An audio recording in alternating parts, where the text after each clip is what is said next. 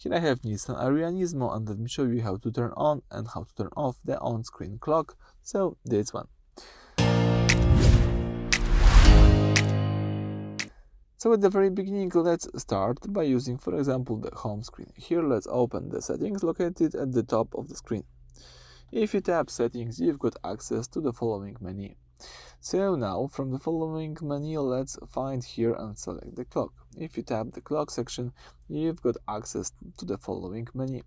You can, for example, here use this on-screen clock function. So basically, if you use this toggle, you can make this clock disappear. As you can see now, you cannot check the clock on your screen, but you can tap it again to make it appear. So that's it for this video. Thank you for watching. Please subscribe to our channel and leave a thumbs up.